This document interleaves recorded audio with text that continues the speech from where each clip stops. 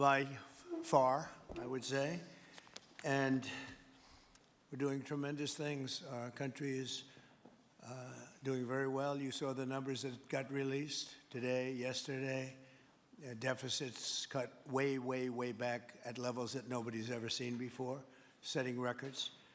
And the numbers coming into our country are unprecedented, and we're doing really well. We had a situation 3 days ago with Venezuela, and we're getting along extremely well with the people of Venezuela, both the people and the people that are running Venezuela. I just want to thank our military. What they've done is incredible. That was considered unprecedented, to go into a military fort with thousands of soldiers and others, and to come in with 152 planes going every which way, and very rapid speeds, and helicopters, and to come out with no deaths and the loss of no equipment. It was pretty amazing. Nobody's seen anything like it. I was called by the leaders of numerous countries. I won't go into which ones, but the biggest and the strongest, and they said that was very impressive. They're all impressed.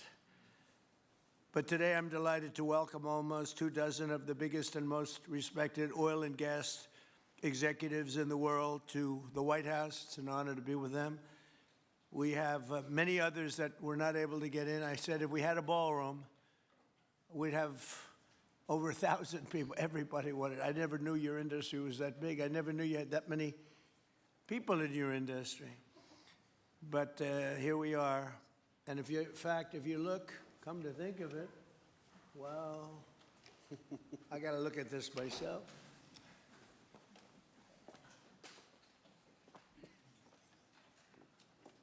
Wow. What a view. This is the door to the ballroom. Well, what did you have?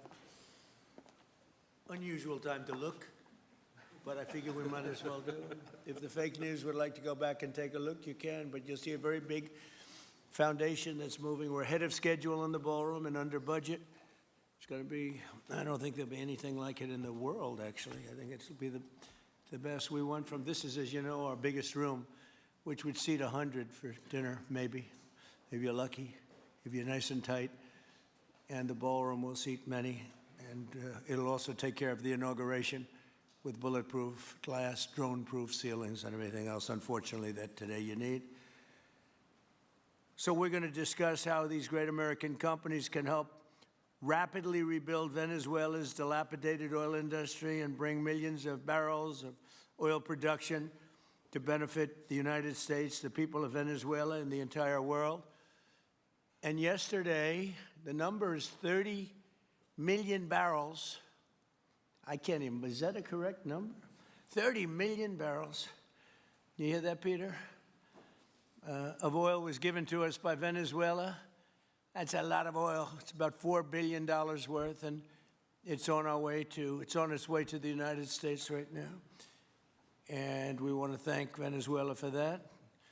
And we're working very well with them, obviously, or they wouldn't have been so generous. But they respect us again. They didn't respect us at all before. So that's money that goes to the United States. Some will go to Venezuela, and some will go to the oil companies, but not that, because that's already been extracted. So when you're not getting any of that, but when you start extracting, you'll get. But it's tremendous reserves, among the biggest in the world. Some people say it is the biggest in the world. And we're going to be working with Venezuela. We're going to be making the decision as to which oil companies are going to go in, that we're going to allow to go in. Going to cut a deal with the companies. We'll probably do that today or very shortly thereafter with Chris and Doug. And we're dealing with the country, so we're empowered to make that deal. And you'll have total safety, total security. One of the reasons you couldn't go in is you had no guarantees, you had no security, but now you have total security. It's a whole different Venezuela, and Venezuela is going to be very successful.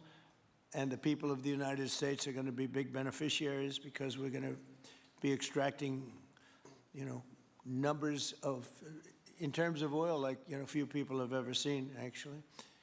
So You're dealing with us directly. You're not dealing with Venezuela at all. We don't want you to deal with Venezuela. Let me thank Vice President J.D. Vance, who's doing a fantastic job. Secretary of State Marco Rubio, likewise, a fantastic job. I have good people.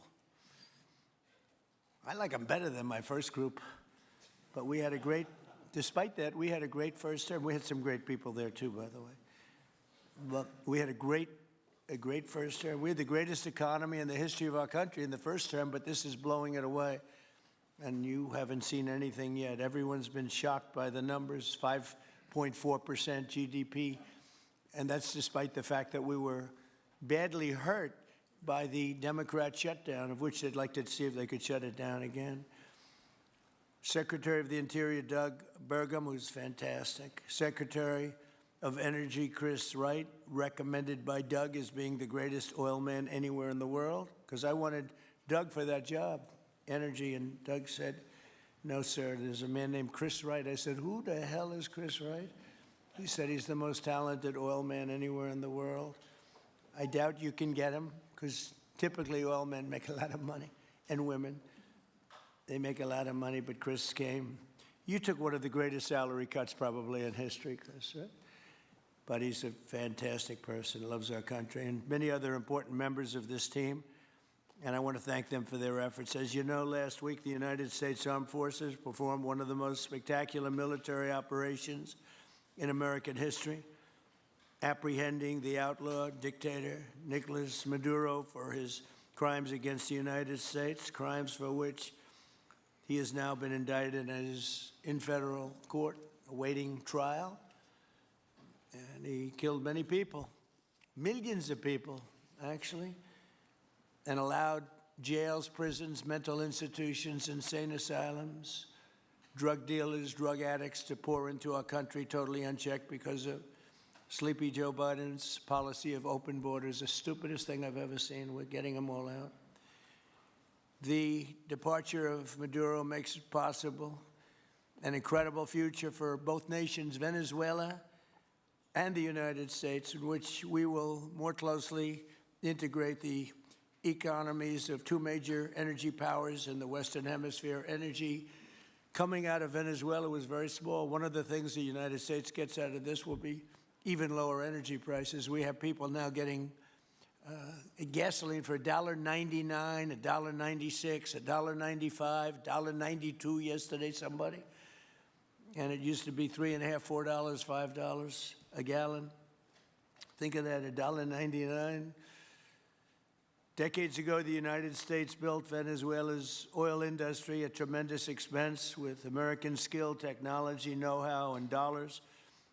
But those assets were stolen from us, and we had presidents who did nothing about it. This president is much different than your other presidents. They did nothing about it. They stole it. Some of the people in this room were a little bit younger when that happened, but not that much younger. It wasn't that long ago. But they stole our assets like we were babies, and the United States did absolutely nothing about it. So now we're doing everything about it. Now we're doing 500% about it, but it's a long time after the act took place. So they stole from us, and it was taken by socialists and communists at the time, and Venezuela was going bad, really bad. And as much oil as they have, they're producing almost nothing, which is just a system. So we're really, if you look at it, we're taking back what was taken from us. They took our oil industry. We built that entire oil industry. Started a long time ago, but they took it, and they were very ungracious to this country, but now they're being very nice. American companies will have the opportunity to rebuild Venezuela's rotting energy infrastructure and eventually increase oil production to levels never, ever seen before. When you add Venezuela and the United States together, we have 55% of the oil in the world. The United States is number one. We have them drilling. Drill, baby, drill was my campaign. And Doug and Chris, I think we're setting records on drilling right now and taking oil without Venezuela. That's how we're getting the oil prices down. The plan is for them to spend, meaning our giant oil companies will be spending at least $100 billion of their money, not the government's money. They don't need government money. But they need government protection and need government security that when they spend all this money, it's going to be there so they get their money back and make a very nice return. The plan is for them to spend at least $100 billion to rebuild the capacity and the infrastructure necessary. Venezuela has also agreed that the United States will immediately begin refining and selling up to 50 million barrels of Venezuelan crude oil, which will continue indefinitely. We're all set to do it. We have the refining capacity. It was actually based very much on the Venezuelan oil, which is a heavy oil, very good oil, great oil. It's fantastic for certain things like asphalt roads, the best there is in the world for asphalt roads and other things. All of the companies here today are going to be treasured partners in bringing the nation of Venezuela back to life, restoring its economy, and generating great wealth for their companies and for their people, and also great wealth for the American people, and tremendous wealth for the companies that are going in. The companies that are going in, and if you don't want to go in, just let me know, because I got 25 people that aren't here today that are willing to take your place. So I just want to thank, these are people that I either know or I know of by reading lots of business magazines and journals and papers. These are the greatest oil people anywhere in the world.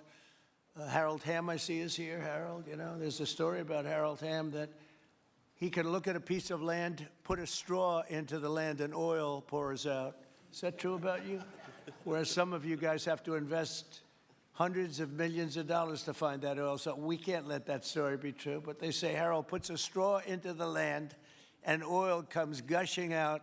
So you're not a big R&D person, are you, huh? He's called instinct for oil. Now, he's got other problems, but we won't talk about those problems. But he's been a great supporter of mine for a long time, haven't you, Harold? So congratulations. But we have, and I think Harold would agree, we have the greatest oil men and women anywhere in the world sitting in this room right now. And we have a lot of people that will be back to see us sometime next week. We're going to have another meeting for another group. But we're going to do this very quickly. We can have this done almost immediately. So I'd like to thank you all for being here. I'd like to invite Vice President Vance to say a few words, followed by Secretaries Rubio, Burgum, and Wright. And then we'll have a few words from representatives that are here and to discuss their ideas, a couple of them. We have Chevron, which has been, where's Chevron? Where are you? Far right. No, I thought you'd have a better location. You were the only one that was there for all that. I used to call you and say, what the hell is going on with Venezuela? He stuck it out. I don't know if you made money or not, but you stuck it out. I got to give you a lot of credit for that. Mark Nelson, thank you very much. Exxon CEO Darren Woods. Darren, thank you very much. How's Exxon doing? Okay? All right. They'll do a lot better now, won't they, huh? Exxon's been amazing. It's been an amazing company. And ConocoPhillips CEO Ryan Lance, thank you very much. So you guys could say something, and then we'll take some questions from the press. And if anybody else would like to speak, we'll have you speak. We have all the time in the world. This is a big subject. This is massive wealth, and more importantly than massive wealth, it leads to lower taxes and a lot of jobs for Americans and for Venezuelans, but for Americans in this case. And I just, again, appreciate you all being here. And I'd like to ask J.D. to say a few words, please. Thank you. Thank you, Mr. President. And thanks to everybody for being here. You know, as a Marine Corps veteran for my entire lifetime, presidents, and let's be honest, they were Democrats and Republicans, would send the American military to far-off places. They would get us involved in these endless quagmires. They would lose hundreds or thousands of American lives, and the American people would get nothing out of these misadventures. And now you have an American president who's empowered the American military to stop the flow of drugs into our country and to ensure that we, as opposed to our adversaries, control one of the great energy reserves that exist anywhere in the entire world. And he did it without losing a single American life in the process. It was an amazing operation. It's going to make our country richer. It's going to make our country more powerful. It's going to make our country safer. And it's going to lead to the decline, the further decline of drug overdose deaths in the United States of America. An amazing thing, and I'm happy to be here to talk about how we can make it an even bigger and better operation for the American people. Thank you, sir. Thank you very much. Marco? Thank you, Mr. President. And I think this is a reminder that everything this president does, everything President Trump does is with the American people in mind. It was not in the national interest or national security of the United States and of our people to have in our own hemisphere a country, not just with vast energy reserves, but controlled by an indicted narco trafficker who flooded our country with illegal immigration, including drug gang members, openly cooperated with drug gangs, and by the way, stole the wealth of that country to fund a repressive regime and also benefit adversaries such as Iran. All of that is now changing. As part of this process, the first phase, of course, is the phase we're in now, which is the stabilization phase. We do not want to see destabilization in the country. We're working very cooperatively with the interim authorities there to provide a market for the sale of the wealth of Venezuela in such a way that benefits the people, both of the United States, but also the people of Venezuela. And as a reminder to everyone, the president announced this just 2 days ago. Every penny, everything they buy with the money that they're making from the oil now, Mr. President, will be bought from America. And that includes everything from equipment for the oil industry to food to medicine and everything in between. The second will be a phase of recovery, and then some of these phases will interlap, and that is to have a normal economy again where the money goes to the benefit of people, not the benefit of our adversaries or the benefit of elements in that country and around the world that are against our interests, at the same time as a process of reconciliation has to happen internally among the different sectors of society and politics and the like. And finally, the third phase, which is the most important of the three, is when the country fully transitions into a normal country that we have strong economic and diplomatic and relations with, that is friendly towards the United States, that's not a foothold for our adversaries, that serves our interests, but also the interests of the people. It'll be a country that is wealthy, a country that is prosperous for the people, not for a handful of criminals, but also a country that is supportive of our interests in the region and throughout the world. And we thank you, Mr. President, and the team you've assembled that have brought us to this point. A lot of work remains, important work, but this is historic. Okay. Thank you very much. Doug? Well, Mr. President, I want to thank you for your leadership, not just as President, but as Commander-in-Chief. The boldness, the execution, the breathtakingly precise work that you've delivered both in Iran back in June and here has changed the field for the whole world. And you always ran about the idea of peace and prosperity. And in Venezuela, as you know, this was a playground for every bad actor in the world. We had Russians, Iran, terror groups, all of them profiting from this criminal organization that was pretending to run the country. That makes America safer.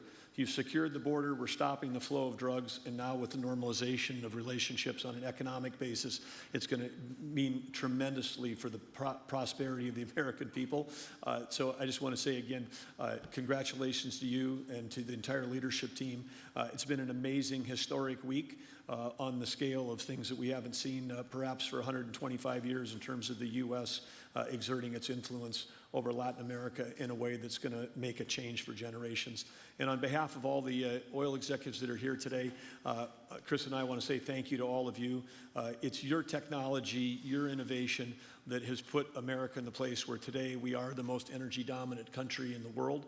And that position is what's allowed us to take the action that we're taking with statecraft, with military action. None of that would happen if we were dependent on everybody else for energy. So you're a big part of the reason that we're able to move the way we are today, and we're grateful that you're here to be part of the solution going forward.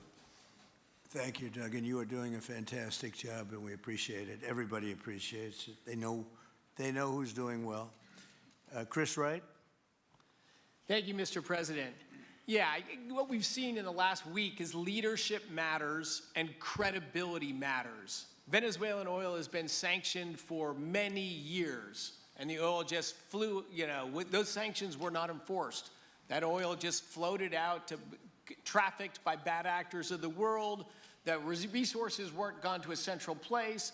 The corruption and decline of Venezuela has been a crisis for the people of Venezuela, and as Secretary Rubio said, massive spillover effects in the United States. in crime, in drugs, in kidnappings, and in taking a huge resource base and making it not exploited, not developed. The whole world is a poorer, less opportunity-rich place because of that. When you have materials underground, they've been underground for 1 million years. That does not make them a resource. That does not make them valuable for your country, your people, or the world. They only become a resource with technology, with capital, with rule of law, and a system of governance that encourages the harvesting of those resources to make the better world. And we see here the dramatic contrast between the United States, which may have less oil underground than Venezuela. We have 20 times the production of Venezuela, 20 times the impact of human betterment, massively better quality of living here in the United States. That was at risk under the last administration. We've seen a lot of attacks on the energy that makes the world go round. President Trump's election has removed those risks, has embraced reality about how the world is energized, and we are at record production of oil in the United States, record production in natural gas in the United States. We've seen a meaningful decline in gasoline prices, diesel prices, travel prices because of jet fuel. And now President Trump is taking the genius of a different way to try to solve a 25-year festering problem in Venezuela, that all the traditional things have not worked. But ordering both a tremendous military operation to remove the heads of a criminal organization masquerading as a government, and then to use the power of our military, not to fire bullets, but to stop the flow of Venezuelan oil to the world, immediately gave us leverage over the interim authorities in Venezuela and has allowed us to be in this position today where the actions of this government can massively improve Venezuela for the better, and the bigger impact is to massively improve the quality of life, affordability, safety, and security of the United States. Very proud to be here. And we'll turn it over to Mark Nelson, who's the vice chairman of Chevron. Chevron has been in Venezuela for over 100 years, continuously. Mike Wirth, the CEO, had a knee replacement recently. He's not here. Mark is a tremendous leader in our industry, and I'll turn it over to him. Thank you, Secretary Wright. Again, I'll send Mike Wirth's regrets. He really wanted to be here, Mr. President. That's all right. Great guy. On his behalf, I have 3 very quick thank yous and an assurance I'd like to provide you all. The first thank you, Mr. President, is to you. It's thank you for convening this gathering. It's thank you for your leadership, and thank you for continuing to keep American energy domination in the forefront. So thank you for that. Thank you very much. The second thank you actually is to the cabinet. So Secretary Rubio, Secretary Burgum, Secretary Wright, your ability and commitment to continue to engage with the parties around the table to keep the world working is greatly appreciated. So thank you for that. And the final thank you actually would go to our Venezuelan employees of Chevron. They have been working tirelessly to operate safely, protect the environment in country, and their dedication and skill will help us in this next chapter. And finally, I'll close with the assurance. For more than a century, Chevron has been a part of Venezuela's past. We are certainly committed to its present, and we very much look forward as a proud American company to help it build a better future. And so, Mr. President, thank you for your leadership. You really suffered there. You stuck it out. A lot of people left. A lot of big companies left. Many of the people sitting at this table left because of the safety risk and other risks. But you stuck it out. I give you credit for that. Sometimes it was hard. I remember 6 months ago I told you to stay, just stay. Things are going to happen. You'll be very happy. I didn't know they were going to happen this fast or this conclusively. One thing I think everyone has to know is that if we didn't do this, China or Russia would have done it. And if China or Russia were a next-door neighbor, because essentially this is not around the other parts of the world so far away where you fly in an airplane for 24 hours before you get there. This is sort of a next-door neighbor if you think about it. And I told China and I told Russia, we get along with you very well. We like you very much. We don't want you there. Not going to be there. And if we didn't do this, China would have been there and Russia would have been there. Maybe they both would have been there together, but they're not going to be there now. One thing I will tell them, and I will tell you, that we are open for business. China can buy all the oil they want from us there or in the United States. Russia can get all the oil they need from us, and they do like oil, even though they produce a lot of it. But China and Russia and everybody else is able to go, and we'll be open for business almost immediately. I have a feeling the $100 million will be spent $100 billion will be spent very, very rapidly by these very big, powerful, and rich companies, and I think they're going to be able to rebuild the infrastructure, and I hope it's going to be brand new as opposed to a rehab, because I know the tremendous difference between the new and the not so new in your industry. The new is much more beautiful, much better in every way, and actually much smaller. It's like everything else, gets smaller and stronger. It's a combination of smaller, better, and stronger. So I hope you're going to build all brand new stuff, rip out the old crap that's been there for so many years, and do it the right way. You're going to be there a long time if we make a deal. If we make a deal, you're going to be there a long time. If we don't make a deal, you won't be there at all. It's, sort of interesting. But again, China and Russia would have been there if we didn't do this. And the other thing people ask about the second wave, I don't think it's going to be necessary. We have an armada, a giant armada like nobody's ever seen in that part of the world. And it's stationed off the coast. And we are getting along so well with the people that are involved and representing Venezuela that I don't think we're going to have any, I don't think it's going to be necessary to do the second wave. We were planning on a second wave, but the first wave was so powerful and so good and so strong. And frankly, the people in the country, they did the right thing. They were smart. They did the right thing. They didn't want to go through a second wave. But we've got a tremendous number of the most powerful ships in the world right there. I don't think we're going to have to use that. I'm happy to say that. I don't think we're going to have to use that at all. If I could ask Chevron, you did a great job. I want to thank you. And ExxonMobil, if you would say a few words, and then followed by Conoco, great companies, massive companies, great companies. Exxon, please. Sure. Thank you, Mr. President. I appreciate the invitation and the opportunity, frankly, for the entire industry to show up and provide a perspective. Frankly, we've been kind of unresponsive to the press regarding Venezuela. I guess today's the opportunity to address the press directly with respect to a number of questions that have been asked of ExxonMobil. First and foremost, obviously, is the interest that we have in Venezuela. And I think, the way I would position that, I think one of the reasons why we see many of the industry players here is we're in a depletion business for a product that is in great demand and will be in demand for many, many, many decades to come. And as a depletion business, the biggest challenge we have is finding resources.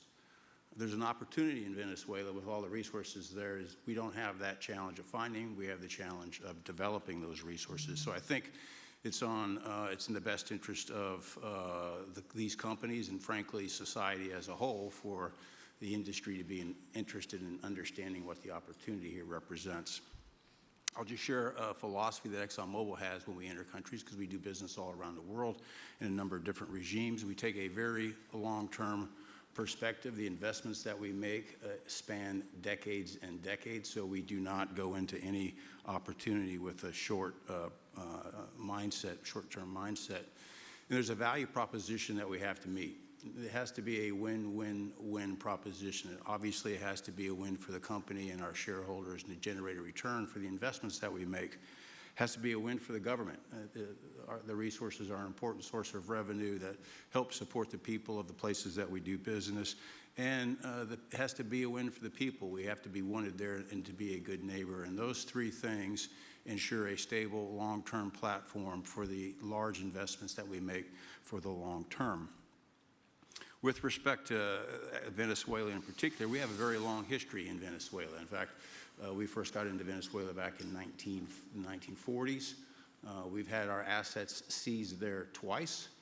And so you can imagine to re-enter a third time would require some pretty significant changes from what we've historically seen here and what is currently the state. If we look at the legal and commercial constructs and frameworks in place today in Venezuela, today it's uninvestable.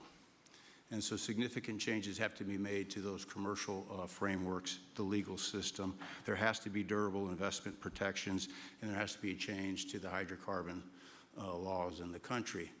We're confident that with this administration and President Trump working hand in hand with the Venezuelan government, that those changes can be put in place. And with respect to the Venezuelan government, that perspective we don't have a view on. We haven't talked to the Venezuelan government, and obviously we have yet to assess the people's perspective with respect to ExxonMobil entering the country. In the short term, there are things that can be done while these longer-term issues are being worked. For us, we haven't been in the country for almost 20 years. We think it's absolutely critical in the short term that we get a technical team in place to assess the current state of the industry and the assets, to understand what would be involved to help the people of Venezuela get production back on the market.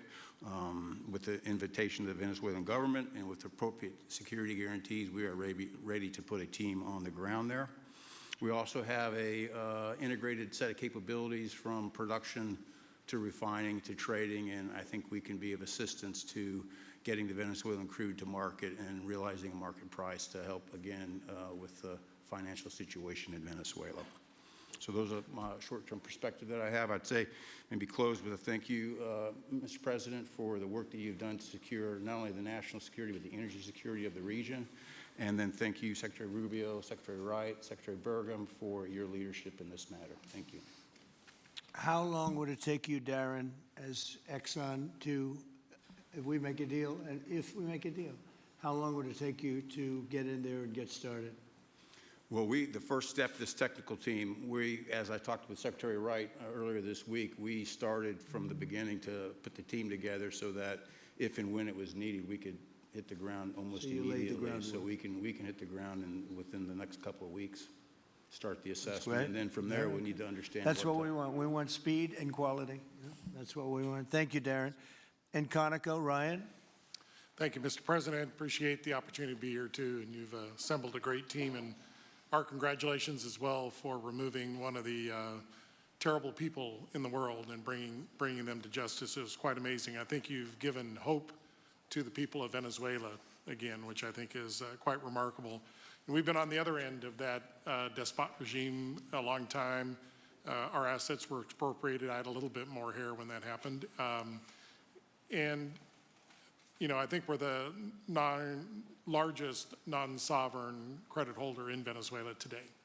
So we're in a bit of a different situation, but I think your big and bold idea to use energy commerce instead of conflict is something that could make a real big difference in Venezuela. And our company certainly stands ready to help in that endeavor. Encourage you to continue to think bigger and even bolder. And we've had some discussions with your energy team about that as well. As we think about the other people that need to be in this room and in this discussion are the banks, and including probably the Exim Bank, as we think about how the debt needs to be restructured and the financing to deliver the billions of dollars that are required to restore their energy infrastructure. And I think as we think that big and bold, we need to be also thinking about even restructuring the entire Venezuelan energy system, including PDVSA. And I think if we can do that and think bold, there's an opportunity to be quick, fast, and restore the quality of what's happened in Venezuela, or what's been lost in Venezuela over the course of the last 25 years. So thank you for this opportunity. Well, thank you very much, and you'll get a lot of your money back. We're going to start with an even plate, though. We're not going to look at what people lost in the past, because that was their fault. That was a different president. You're going to make a lot of money, but we're not going to go back. You left a lot of money behind, I guess, huh? What number? 12 billion. How much? 12 billion? Well, it's a good write-off. It's already been written off. It's been written. All right, thank you. You'll make it back one way or the other. You're all going to do very well. I think really very well. Marco just gave me a note. Go back to Chevron. They want to discuss something. Go ahead. I'm going back to Chevron, Marco. Thank you, Marco. Go ahead. Was there a question, Mr. President? Yes, go ahead, Marco. What are you saying here? Mark, Oh, big Mark, if you increase, can yeah. update us on operations in the ground and with the appropriate approvals, what you might be able to achieve in the next 12 to 18 months, give us a little view from the ground. You bet, you bet. So today, Chevron has 3,000 employees in 4 different joint ventures in Venezuela today. And over the past 5 to 7 years, they've taken production from about 40,000 barrels a day to 240,000 barrels a day, essentially getting those facilities and that equipment up to standards that would be something that people in the room would be more accustomed to. Given the work we've done with Secretary Wright and Secretary Burgum and even Secretary Bessent, I think we have a path forward here very shortly to be able to increase our liftings from those joint ventures 100%, essentially effective immediately. We are also able to increase our production within our own disciplined investment schemes by about 50% just in the next 18 to 24 months. And that's just leveraging what's on the ground. So to Secretary Rubio's comments about phase 1, this is taking the momentum of improvements we've already made there locally and building on those and creating more momentum for the people of Venezuela. Do you think you have an advantage being there? You've been there by the skin of your teeth. It's been tough for you to be there. But do you think you have an advantage over the other people in this room by the fact that you are there? Yeah, I think there are, Mr. President, I think there would be days where it didn't feel like an advantage, and there are days where it does feel like an advantage. But having people on the ground today that care desperately about the people of Venezuela and know how to operate the assets that are there, is a definite advantage today. Would you say the best locations are available, or would you say the best locations are already sort of worked, even though they're in very bad shape? The best locations for finding oil, the best locations for oil? There are more opportunities than not, Mr. President. With 300 billion barrels of reserves and resources in country, there are lots of opportunities for many companies. Will you be building new, or will you be using the old infrastructure that you have? Yeah, today it's a little bit of a mix, but today it's mostly us taking the equipment of today, getting it to the standards that we are accustomed to your comments about making it how it should be today. Most of the investments that we've been making are about getting it up to our standards. Well, I think you're going to make an investment, but you're going to get your money back very quickly, and that's part of our thing. We're going to have you get your money back fast, and then you'll give a lot to Venezuela and to the United States after that. Okay, so you'll be in good shape. Could I ask Carol Tam to say a few words? He's been a friend of mine for a long time. Very amazing man, actually, amazing energy person.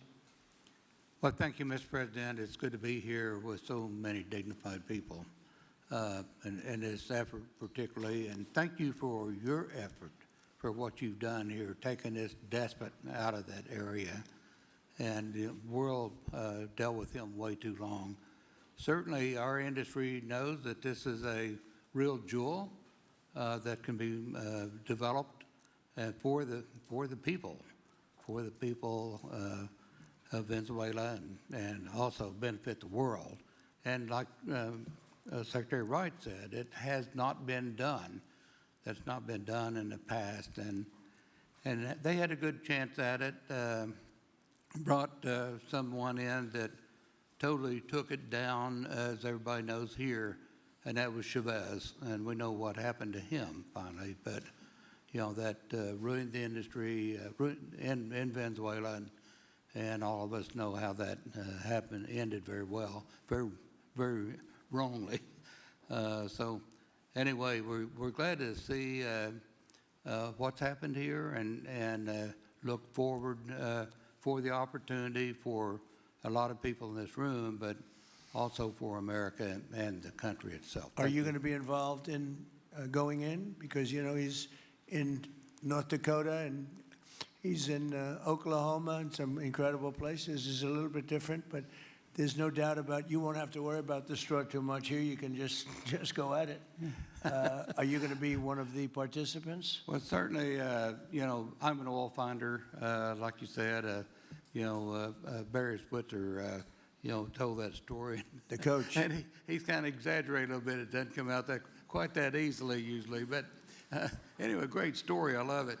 And I love Barry. Barry's the one that told me this. Yeah, he's a champion, in a lot of ways. So love that story. Certainly, it excites me as an explorationist, you know, everybody has that in their blood, and you know, it is a very exciting country and a lot of reserves. And so it's got its challenges, and the industry knows how to handle that. And like Darren said, you know, you go into your eyes open and do the best you can with the team you got. So Well, you're going to thank have you. something that they never had really here is tremendous security. You're going to be very secure, very safe, physically safe in addition to financially safe. So it's good to see you, Harold. Thank you very much. Does anybody have anything to say before we get to the press? What does Cuba have to do to avoid the same fate as Venezuela? What does Cuba have to Well, Cuba's in bad shape. Cuba relied on Venezuela for oil and for money. And nobody really knows what's going to happen with Cuba. They're doing very poorly. They're really third world all the way. And we have a lot of great Cuban Americans. And I would say Marco fits very solidly into that category. And I might ask you to say a few words about, we were discussing it before, Cuba is a very different, they don't have energy, they don't have oil, but they would live off of the oil from Venezuela. And what they do have is very strong people and very powerful people militarily, and they would protect the people running Venezuela, and they would take in a lot of money from Venezuela. Now they don't have that. They won't be taking in any money. So, Marco, what do you think? Well, I mean, the fundamental problem in Cuba is that it's run by incompetent people that don't know what an economy looks like, much less a functioning one. They've made a choice, and that is they would rather have political control over their people than they would to have an economy that functions. And they've gotten away with it for 60-something years because they've had donors, the Soviet Union, and now most recently Venezuela. But that's now gone. So the people in control in Cuba have a choice to make. They can either have a real country with a real economy where their people can prosper, or they can continue with their failing dictatorship that's going to lead to systemic and societal collapse. So it's a very stark and dramatic choice, and it's one we hope to make the right one. We don't have an interest in a destabilized Cuba, but that would be their fault because they refuse to allow the people of Cuba to have either economic or political freedom for that matter. And you have a lot of people in this country that want to go back to Cuba and help Cuba. A lot of people have left, you know, they came in penniless, they didn't have anything, and they become very rich people in our country, and they want to very much go back and help Cuba. So that's something that Cuba has that a lot of other places don't have. Peter? President Trump, thank you. I do want to ask you about Minnesota, but first, just more on topic. President Zelensky said that he was watching with the rest of the world as you made this order to go and capture Nicolas Maduro. And he said, if that's how it works with dictators, then the United States knows what to do next. Sounds like he wants you to go and capture Vladimir Putin. Would you ever order a mission to go and capture Vladimir Putin? Well, I don't think it's going to be necessary. I think we're going to have I've always had a great relationship with him. I'm very disappointed. I settled 8 wars. I thought this would be in the middle of the pack or maybe one of the easier ones. And I don't know if you know, Peter, the last month, they lost 31,000 people, many of them Russian soldiers, and the Russian economy is doing poorly. I think we're going to end up getting it settled. I wish we could have done it quicker because a lot of people are dying, and mostly soldiers. You know, they get hit in Kiev and they get hit a little bit here and there, and people are dying there too. But largely, it's the soldier population. When you have 30,000, 31,000 soldiers dying in a period of a month, 27,000 the month before, 26,000 the month before that, that's bad stuff. So, as you know, President Biden gave $350 billion to Ukraine to fight, and we would never get that back, although I did make a rare earth deal to get it back, so we will be getting it back, but shouldn't have done that. It was a bad thing to do. I will say that right now, because I was able to get NATO to up GDP from 2% to 5%, NATO's got a lot of money, and they're paying for everything. We're not losing any money. We're making a lot of money, I guess, if you think of it, because we're selling them military equipment. They're probably giving it to Ukraine. But we're selling them to NATO military equipment. We're getting full price and all of that. But that's not a big deal to me. What is a big deal is stopping a war where 30,000 people are being killed every single month. And on Minnesota, the vice president yesterday suggested that Renee Good, who was killed by this ICE officer, was part of a broad left-wing network. What has your team told you about this broad left-wing network? Who is in charge of it? Who's part of it? What's it called? Well, I haven't seen the Vice President's statement, but he's generally very accurate, I hate to say. Look, I watched that yesterday, and there were a lot of different forms to it. But there was a woman screaming, shame, shame, shame, shame. She was a agitator, probably a paid agitator, but in my opinion, she was an agitator, a very high-level agitator, so professional. She wouldn't stop screaming. I said, this isn't a normal situation. This is a professional troublemaker, because you heard it and I had it. Now, I will say this. The news sort of turned her down, turned her off, because you're trying to watch. She was so loud and so crazy and just not normal. When somebody sees something like that, they don't go screaming and the same words. So I guess you could say professional, but I didn't think she did a very good job. You have agitators, and we will always be protecting ICE, and we're always going to be protecting our Border Patrol and our law enforcement. Yeah. In your conversations with these oil executives today, did you provide any security guarantees so that they can do their work safely in Venezuela?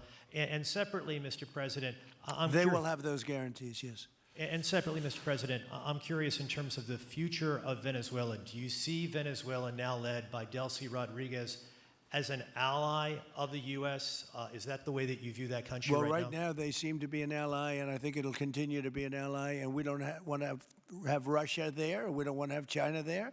And by the way, we don't want Russia or China going to Greenland, which if we don't take Greenland, you're going to have Russia or China as your next-door neighbor. That's not going to happen.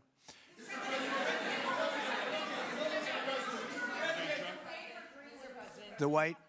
Mr. President, thank you. You just said that these companies would have security guarantees if they go in on the ground in Venezuela. They will have. And what is your plan there actually for these companies and those Americans who are going to be on the ground working for these companies? Well, there are going to be Americans. I assume they're going to be using a lot of Americans, but they're going to be using a lot of people from Venezuela and other places, I would imagine. But I would think that mostly they'll be using Venezuelan workers. They have a lot of great workers. They have a very high unemployment rate, and they have workers that are very familiar with taking oil out of the ground. Yeah. How long do you think the Ayatollah will be in power after what we've seen play out on the ground there? When is the U.S. going to get involved now that reports of protesters being killed on the ground? So Iran's in big trouble. It looks to me that the people are taking over certain cities that nobody thought were really possible just a few weeks ago. We're watching the situation very carefully. I've made the statement very strongly that if they start killing people like they have in the past, we will get involved. We'll be hitting them very hard where it hurts. And that doesn't mean boots on the ground, but it means hitting them very, very hard where it hurts. So we don't want that to happen. There have been cases like this where President Obama totally backed down. But this is something pretty incredible that's happening in Iran. It's an amazing thing to watch. They've done a bad job. They've treated their people very badly, and now they're being paid back. So let's see what happens. We're watching it. We're watching it very closely. Go ahead, please. Thank you so much, Mr. President. Yes, go ahead. Thank you so much, Mr. President. Do you have any comments in reaction to the recent attacks by the Syrian government alignment groups against U.S.-backed Kurdish forces in Aleppo, Syria, which killed dozens of civilians and displacing many families? Does your administration bring peace between the Kurds and the Syrian government? I want to see peace, yes, I do. The Kurds and the Syrian government, we get along with both, as you know, very well. They have been natural enemies over the years, but we get along both, and we want to see Syria succeed. And so far, I think they are succeeding, but this is just breaking out, and we want to see that stopped. Go ahead, please. Colombia, Gustavo Petro, in a few weeks. Do you hope this meeting with Gustavo Petro marks a new chapter, a new beginning in the benefit of the U.S. and Colombia relations? What country? Colombia, with the president of Colombia, Gustavo Petro, your I had meeting. a very good talk with him yesterday, and he's been very hostile to us and to the nation and to me, called me a dictator and lots of other things. Called Biden some terrible names, far worse than he called me. But he called yesterday through people, and he wants to meet, and that's fine with me. I've made up with people also, you know. So we're going to have a meeting with him. We had a very good conversation. The people of Colombia are incredible people. Marco would know that better than anybody because he's married to a woman from Colombia. And I don't mean Columbia University. That would be, I'm not sure. I think I like Columbia, the country, better, if you want to know the truth. The people are, hold it. The people are great people. I look forward to meeting with them. We're going to meet in the very near future. Would you meet the president of Venezuela here in the White House? Would you greet her to discuss the fate of the oil? Yeah, well, I'm going to meet a lot of people, and we're going to meet, we meet a lot of people.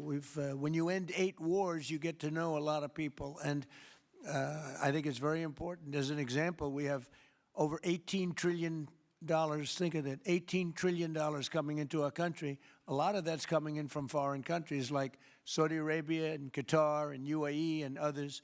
And I get to meet a lot of people, but I will be meeting with various representatives of Venezuela, probably pretty soon. We haven't set that up. But the relationship that we have with the people that are currently running Venezuela is very good. We also have a young lady that received the Nobel Peace Prize. She's going to come in and pay her regards to our country, really, to me, but I'm a representative of the country, nothing else. And she's coming in sometime next week, I think Tuesday or Wednesday, and we'll see how that is. But no, we're dealing with the people from Venezuela. We're dealing with them very well. I think they've been very smart in the way they've dealt with us, frankly, because that whole place could have been obliterated with one more strike, and we didn't want to do that.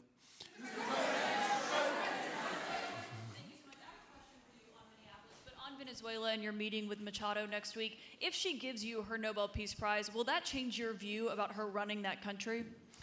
Well, I have to speak to her. I mean, I'm going to have to speak to her. She might be involved in some aspect of it. I will have to speak to her. I think it's very nice that she wants to come in, and that's what I understand the reason is, because Norway is very embarrassed by what took place. I mean, they're getting decimated. Look, whether people like Trump or don't like Trump, I settled 8 wars, big ones, some going on for 36 years, 32 years, 31 years, 28 years, 25 years, some just getting ready to start, like India and Pakistan, where already 8 jets were shot out of the air, and I got it done in rapid order without nuclear weapons.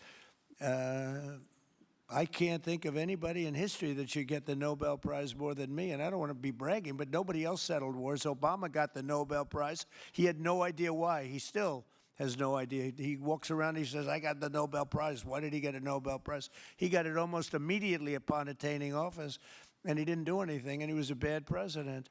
So, I mean, you should get the Nobel Prize for every war you stopped. These were major wars. These were wars that nobody thought could be stopped. President Putin called me, and he said about 2 of the wars that he's been trying to stop them for 10 years. He wasn't able to do it. He couldn't believe it. So in theory, you should get the Nobel Prize for every war you stopped. Every one of them was major. But I don't care about that. What I care about is saving lives. I've saved tens of millions of lives. The Prime Minister of Pakistan came here, and he made a very public statement. He said that President Trump saved minimum 10 million lives having to do with Pakistan and India, and that was going to be raging. So, but I'm honored that she's coming here. I look forward to meeting her, yes. Go ahead. On Minneapolis, Mr. President, I have a follow-up for you. The state officials there have said that the FBI is not sharing evidence with them. Typically, they would conduct a joint investigation, as you know. Do you believe that the FBI should be sharing evidence with state officials in Minnesota? Well, normally I would, but they're crooked officials. I mean, Minneapolis and Minnesota, what a beautiful place, but it's being destroyed. It's got an incompetent governor, fool. I mean, he's a stupid person. And it looks like the number could be $19 billion stolen from a lot of people, but largely people from Somalia. They buy their vote. They vote in a group. They buy their vote. They sell more Mercedes-Benzes in that area than almost. Can you imagine? You come over with no money, and then shortly thereafter you're driving a Mercedes-Benz. The whole thing is ridiculous. So they're very corrupt people. It's a very corrupt state. I feel that I won Minnesota. I think I won it all 3 times. Nobody's won it since Richard Nixon won it many, many years ago. I won it all 3 times, in my opinion. And it's a corrupt state, a corrupt voting state. And the Republicans ought to get smart and demand on voter ID.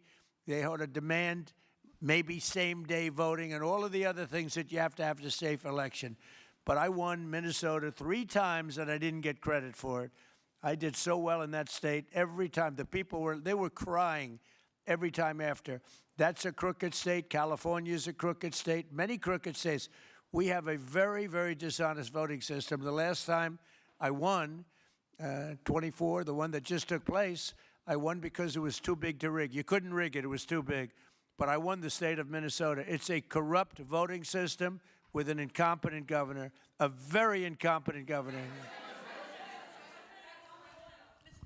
And by the way, he's a very corrupt governor, too. Go ahead. I have a question on Iran, but first, very quickly on Venezuela. How do you provide total security guarantees to these companies without putting U.S. boots on the ground? Well, we're going to work with the Venezuelan leaders and people, and we're going to have a very safe group, and they're going to also bring over some security with them. You know, these are not babies. These are people that drill oil in some pretty rough places.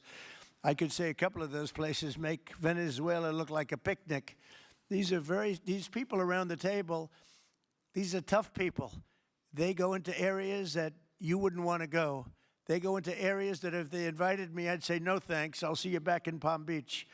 No, this is a tough group of people. They know how to do it. But we are, in addition to that, we'll have very good security for them. We're going to make sure that it's very, very good security. And I think the people of Venezuela are going to give you very good security. You know, the people... Now, I'm not talking even leadership. The people of Venezuela are going wild over this. They named a street after President Trump. What do? You attack a country and they name a street? That's never happened before. Although I heard that's also taking place in Iran. They named a street. The protesters. I just hope, you know, just God bless them. I just hope the protesters in Iran are going to be safe, because that's a very dangerous place right now. And again, I tell the Iranian leaders, you better not start shooting, because we'll start shooting too. With your glasses, sir, go ahead, please. Hold it. Next to you. Yes, glasses. The gentleman with the glasses. All right, thank you, Mr. President. With those very big glasses, actually. Yeah, Ferrari, actually. Mr. President, I have 2 questions. What do you want the European Union to do in Ukraine? The European leaders seem pretty divided on Ukraine. And then if you can reiterate this straight message that you have to the Iranian leader, to Khomeini, the message that you have. You're talking about Iran? Iran, yeah. What the do first I want one is on Iran Europe. to do? I'm sorry? Where are you from? Italy. Oh, nice place. Yeah. Okay. The first question So is what on are you Europe. asking about Iran for? Well, if you can answer about Europe and what you think the Europeans should do on Ukraine, and then a message. Well, look, Europe has been doing so much for Ukraine, but it hasn't been enough. And obviously that I would say that President Putin is not afraid of Europe. He's afraid of the United States of America, as led by me. There's no fear of Europe. You know, Europe's fallen behind. And Europe, and J.D. said it very strongly. I don't know, he took a lot of heat, but I didn't give him any heat. Europe is a different place. Europe is changing. Europe has got to get its act together. I love Europe. I guess I came from Europe, essentially. My roots are in Europe, but Europe is a different place. They have to get their act together. Now they have a great NATO leader, and they've gone up to 5% from 2% GDP. That's a big step. But they have to be very careful with their immigration policy, and they have to be because, you know, I will just say, to be nice, that there are certain places in Europe that are very important that are no longer recognizable. I'm being very nice. I'm being very diplomatic when I say that. They are not recognizable. And they have to be careful on energy, because they're putting windmills all over the place and losing a fortune. They're destroying their country. They're just destroying the beautiful landscapes, the beautiful everything. They're doing. And by the way, in case you people don't know, I'm not much of a windmill person. I can proudly say, Doug, that we have not approved one windmill since I've been in office, and we're going to keep it that way. My goal is to not let any windmill be built. They're losers.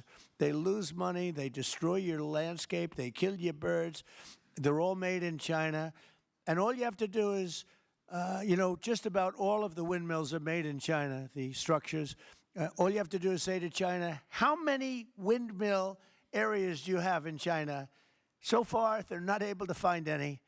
They use coal and they use oil and gas and some nuclear, not much, but they don't have windmills. They make them and sell them to suckers like Europe and suckers like the United States before. They are the worst form of energy, the most expensive form of energy, and in 8 years they're rotted out anyway. Go take a look at Palm Springs, California, and take a look at what that looks like. It looks like a junkyard of steel. So we don't approve, and I've told my people, we will not approve windmills. Maybe we get forced to do something because some stupid person in the Biden administration agreed to do something years ago. We will not approve any windmills in this country. On Venezuela, is it ultimately more important to you to establish stability there or democracy there? Well, you're talking about maybe the same thing. I mean, you're talking about stability or democracy. I don't know. To me, it's almost the same thing. We want stability, but we do want democracy. Ultimately, it'll be democracy. Peter? I do have a policy question, President Trump, but I'm having a hard time seeing here. I see the American flag lapel pin. What is the other lapel pin on Somebody your jacket? gave me this. You know what that is? That's called a happy Trump. And considering the fact that I'm never happy, I'm never satisfied, I will never be satisfied until we make America great again, but we're getting pretty close, I'll tell you what. This is called a happy Trump. Somebody gave it to me, I put it on. Thank you. And the policy question. How much money are you thinking of giving people in Greenland to get them on board with a possible U.S. takeover? I'm not talking about money for Greenland yet. I might talk about that.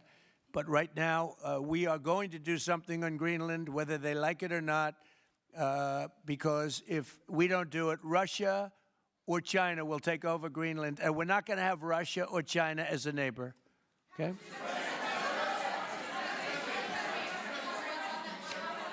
I would like to make a deal, you know, the easy way, but if we don't do it the easy way, we're going to do it the hard way. And I'm a man, and by the way, I'm a fan of Denmark too. I have to tell you, and you know they've been very nice to me. I'm a big fan, but you know the fact that they had a boat land there 500 years ago doesn't mean that they own the land. I'm sure we had lots of boats go there also, but we need that because if you take a look outside of Greenland right now, there are Russian destroyers, there are Chinese destroyers and bigger, there are Russian submarines all over the place. We're not going to have Russia or China occupy Greenland, and that's what they're going to do if we don't. So we're going to be doing something with Greenland, either the nice way or the more difficult way. Please, go ahead, ma'am. Mr. President, why is it so important to you to own it when you have a military presence there, which you could expand to affect the security? Because when we own it, we defend it. You don't defend leases the same way. You have to own it. And, you know, with a nation, look at what happened with Obama, with that horrible deal they made with Iran. It was a short-term deal. It was like a 9-year deal. Countries can't make 9-year deals or even 100-year deals. Countries have to have ownership. And you defend ownership, you don't defend leases. And we'll have to defend Greenland. If we don't do it, China or Russia will. It's not going to happen. We are not going to have, and I like China, I like Russia, I love the people of China, I love the people of Russia. I get along very well with President Putin, but I'm very disappointed in him. I get along very well with President Xi. I'm going to go over to China in April, but I don't want them as a neighbor in Greenland. Not going to happen. And by the way, and NATO's got to understand that. I'm all for NATO. I saved NATO. If it weren't for me, you wouldn't have a NATO right now. But we're not going to allow Russia or China to occupy Greenland, and that's what's going to happen if we don't. Go ahead.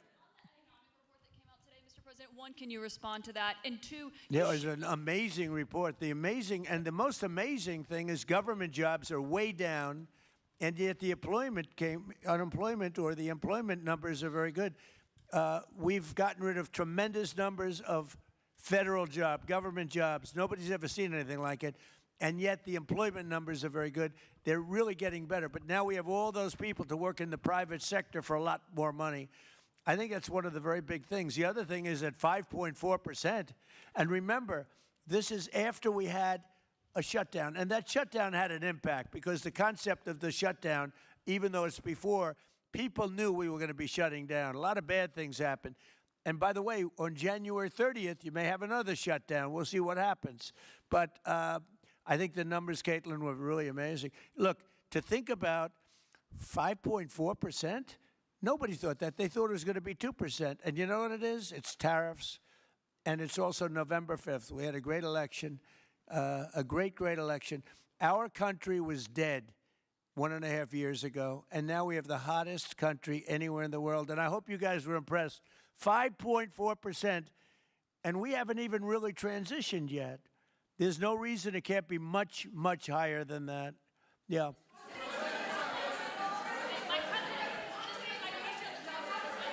First off, can you respond to the manufacturing Let's give numbers? CNN a chance. You know, they've been fighting also- so hard to get back into the mainstream. Mr. President, you posted some numbers actually on Truth Social last night. People saying you posted the job data early when you're not supposed to obviously share it till the next morning. Did you do that on purpose? No, I don't know. If they posted them, I said post them whenever you get a chance. I don't know. They gave me some numbers. When people give me things, I post them. But the numbers are amazing. Yeah, please. How does the administration plan to distribute the money from the Venezuela oil sales? Is it, obviously you say it's going to go into these controlled accounts. Yeah. Would it go back to Venezuela in a Yeah. direct payment? Is it going through these goods? How do you plan to do that? Well, And we then I have want to a make second sure question. that Venezuela can survive. You know, Venezuela needs money, and we're going to make sure that they get money, and we're going to get money, and the oil companies are going to make something for the work they do, and they're going to get back their money. We're devising a formula, but it won't be so much of a formula. It's going to be what they need. We're going to take care of what they need. There'll be plenty left over. We're going to have a lot of money left over. And the money left over is going to the United States of America, and the oil companies are going to be very happy. Yeah, please. Thank you, Mr. My second question is, would the administration offer a backstop to these oil companies for like financial guarantees, some sort of backstop, if the country did destabilize again? That's a very interesting question. Using the word backstop, I haven't heard that word in a long time. That was at the Wharton School of Finance I last heard. That's a good term. We ought to use it more often. I hope I don't have to give a backstop. I'm just, look, these are very smart people, the smartest people that are not only in oil and business. These are the biggest companies in the world sitting around this table. They know the risks. I mean, there are risks. We're going to help them out. We're going to make it real easy. They're going to be there for a long time. We're going to be there together for a long, long time. And they're going to be taking the oil, and they're going to be bringing oil prices down. They're going to make a lot of money. They're going to get their money back. They're going to be safe. The people of Venezuela are going to be big beneficiaries, and the United States of America is going to be a big beneficiary for what we've done. And you know, one other thing I might say, it's also very big for national security because, again, just like Greenland, we can't have China or Russia occupy Greenland. We can't have China or Russia occupy Venezuela. And if we didn't do what we did, China or Russia would have been in Venezuela. I think I can measure. Where's Mr. Chevron? So let me ask you, they would have been there if we didn't do this. Do you agree with that? They certainly have a lot of economic interest in country. There's absolutely no argument about that. They were trying to be there. I mean, you know, we had a Russia, I guess sort of I call it a semi-Russian ship yesterday that we took over, and Russia decided not to defend that ship against us. It's a big movement. The ship was loaded up with oil, and we took the oil, and it came out of that port. But Russia would be there or China would be there, and we want them to be there for a different reason. We want them, do you people agree? In particular, China, they need a lot of oil. Russia doesn't need so much, but Russia was there anyway. But I assume you agree that China would like to be doing a lot of business there by buying oil, and I want to just tell President Xi and President Putin, but more so in this case President Xi, because they do need a lot of oil, and we are open for business in the United States, and we are open for business in Venezuela, right?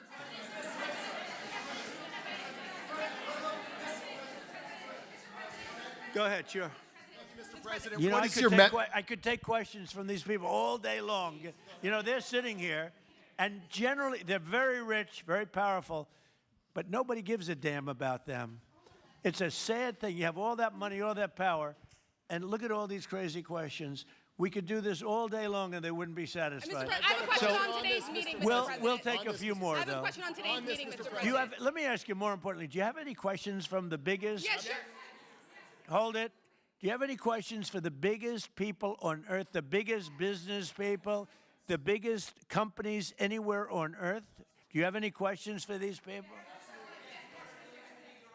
No, do you have a question for them? Go ahead, ask them a question. To rebuilding the oil infrastructure in Venezuela. And for the executives in the room, what do you need from the administration in order to invest? That's a good question. Do you want to go and answer that question? Yeah, Exxon, small company. I'll refer you back to the statements I made before. There are a number of legal and commercial frameworks that would have to be established to even understand what kind of returns that we'd get on the investments. So I think all the investments and the opportunity sets, I think everyone sitting around this table would have the opportunity and the know-how and the capability to make the investments.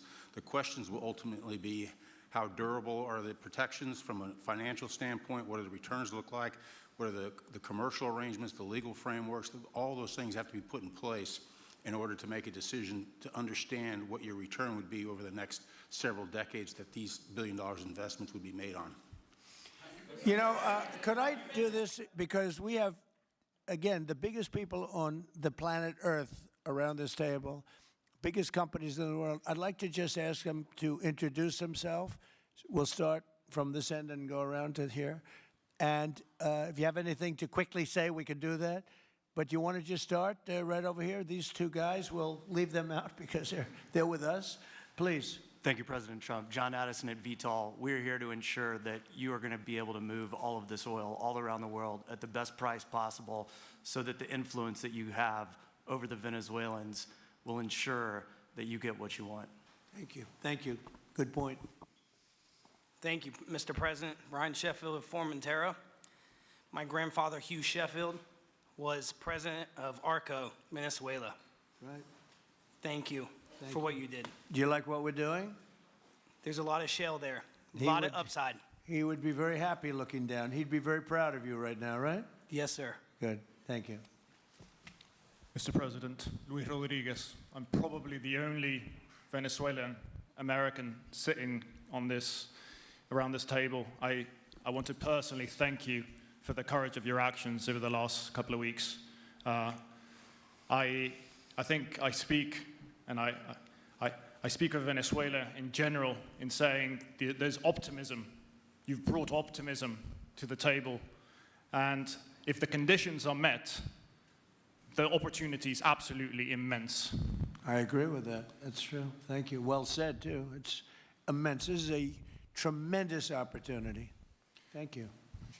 Richard Holton from Trafigura. We're working with your administration, Mr. President, to bring that Venezuelan oil to the United States. Our first vessel should load in the next week.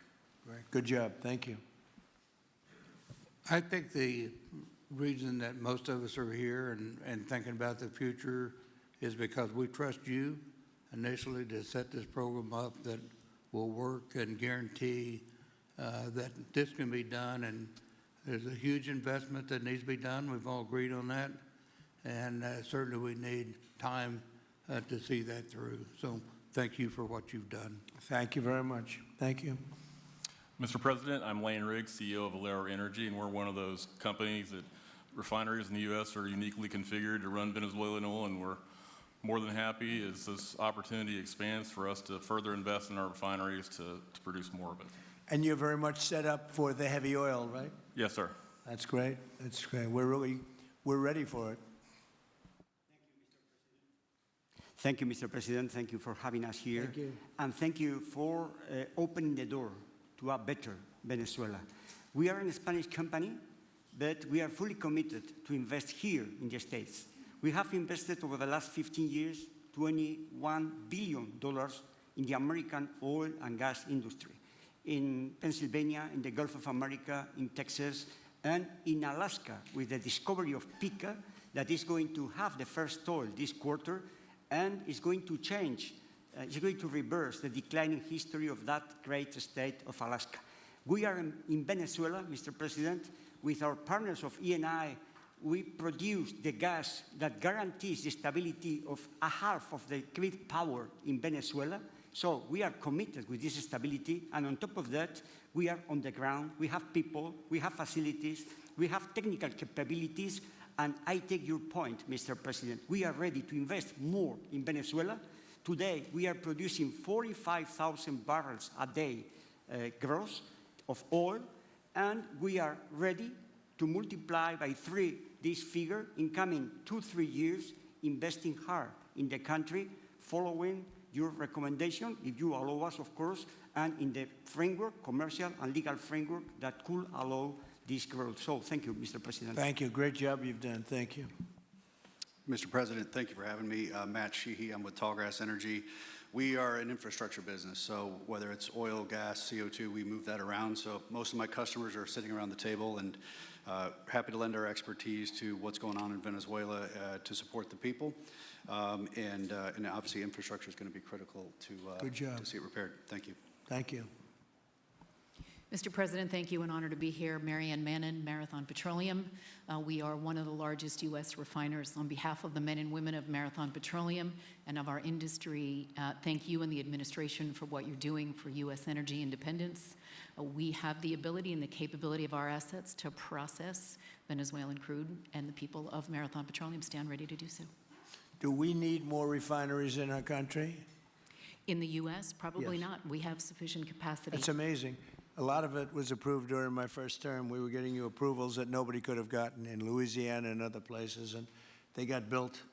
Before that, it was a disaster. We didn't have the refineries. Now we do because of the first term. Please. Darren Woods, ExxonMobil. Okay, we'll go over here. Thank you, Mr. President. Jeff Hildebrand, founder and chairman of Hillcorp Energy, one of the largest private energy companies in America. Who's bigger, you or Harold? We're close. Huh? We're close. Harold. Absolutely, Mr. Ham.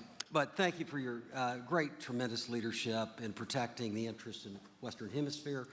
The message that you have sent to China and our enemies to stay out of our backyard is absolutely fantastic. So thank you. Thank you very much. And finally, Hillcorp is fully committed and ready to go to rebuilding the infrastructure in Venezuela. You'll go there? You'll be going?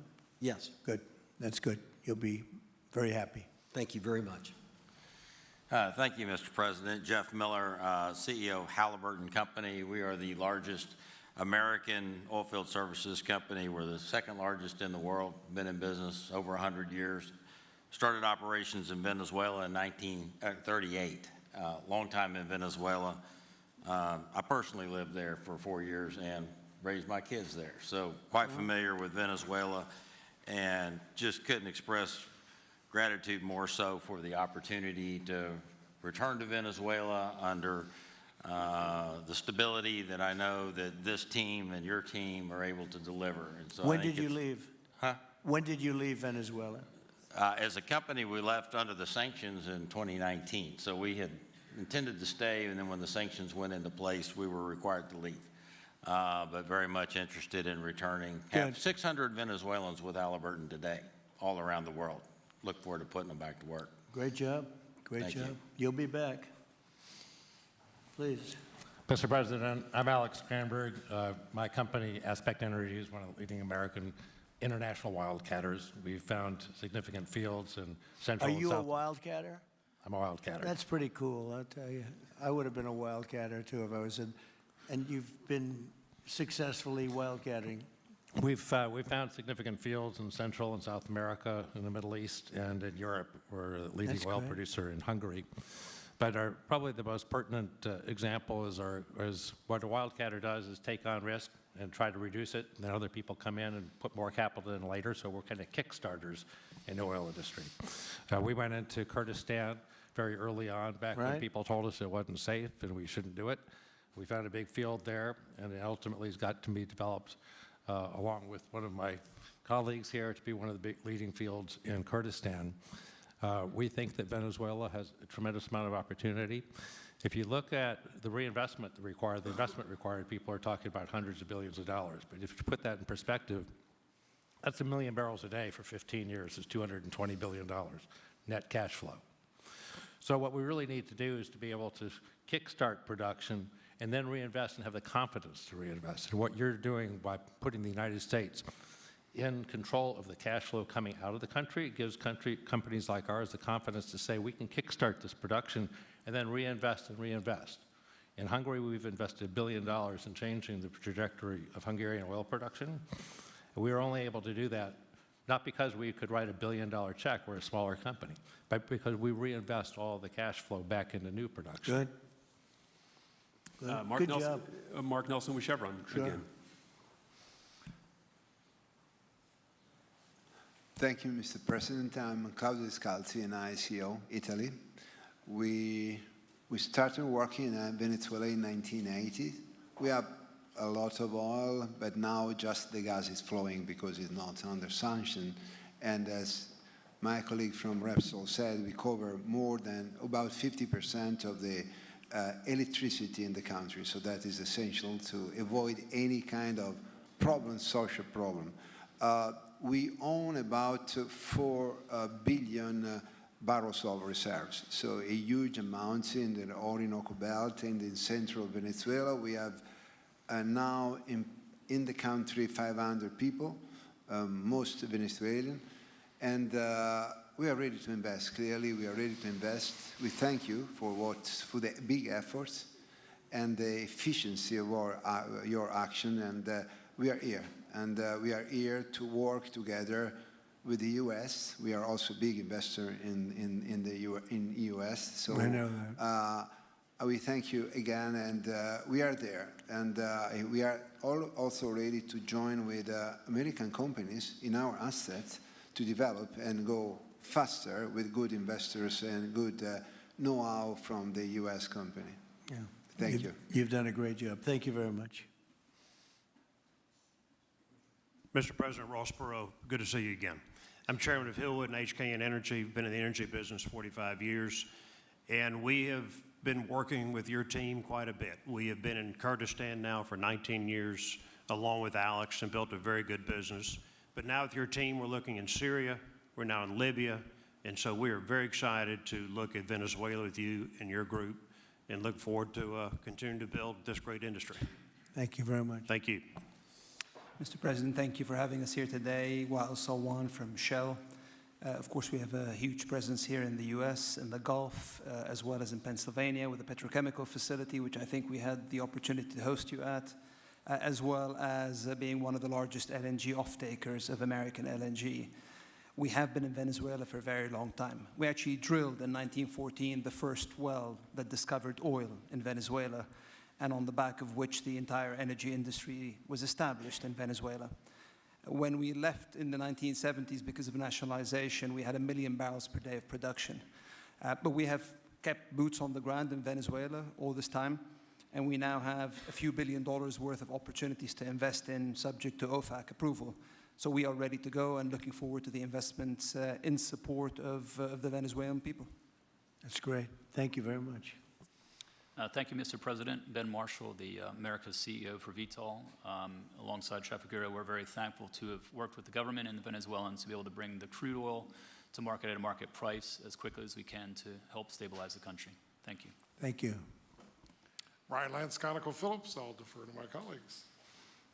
Thank you, Mr. President. Olivier Lepoche, CEO of SLB, or formerly known as Schlumberger, the largest global oilfield services. We have been in Venezuela since 1930, and we still operate. We operate today on the ground with in support of Chevron. We have ability to scale. We have 1,100 Venezuelans in the company, 2,000 additional that are calling us to go back to country and to go back to work.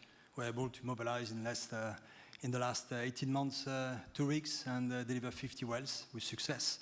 So we're here. We have knowledge of the subsurface like nobody else has. We have boots on the ground, capacity on the ground, $700 million of equipment value on the ground in Venezuela, ready to mobilize for all of our partners, customers. So we are ready to scale fast, and we really want to thank the administration, Secretary Wright, Secretary Bergen, for the effort they are supporting and giving us to be successful on behalf of the Venezuelan oil and gas industry. Thank you very much. Thank you very much. Well, check this out. They say the very best for last. and I don't have that sexy accent like this guy next to me here. Mr. President, my name's Bill Armstrong of Armstrong Oil and Gas. I'm a private independent guy, and in real estate, you were a wildcatter. So wear that motto proudly. But like you, I was my own guy. I don't have shareholders. I don't have private equity partners, but I've been drilling all over the place. In fact, I had the largest discovery in Alaska, biggest discovery in 50 years in our country. I now control 8 million acres adjacent to Venezuela, so I'm already heavily invested in the area. We share a 150-mile border with Venezuela in the countries of Aruba and Curacao, and we are ready to go to Venezuela. It is, in real estate terms, it is prime real estate, and it's kind of like West Palm about 50 years ago. Yeah. Very ripe. Yep, I agree with you. Thank you. Congratulations. Thank you. So I think what we're going to do is speak without the press to these gentlemen, see what kind of a deal we can make. We're going to get them involved. I'm going to ask Doug and Chris and some of the people that we have from the business standpoint representing our country to start talking about the confines of a deal. I have an idea what I want, what I think we should have. We have to get them to invest, and then we have to get their money back as quickly as we can, and then we can divvy it all up between Venezuela, the United States, and them. I think it's simple. I think the formula is simple. We start with a brand new plate, and it's going to be a tremendous success. I think it's going to be probably like few other things could ever be. There's so much. Venezuela's been really taken advantage of by a lot of people because they drill very little. I mean, as much as you hear they drill very, very little, very small percentage. But now that'll change, and it'll change very rapidly because these are the biggest people, and it'll change very rapidly. So if you don't mind, I'll ask the press to leave, and we will see what kind of a deal we're going to make with these geniuses, and I think you're going to come out very good. Thank you all very much. Thank you. Thank you. Thank you.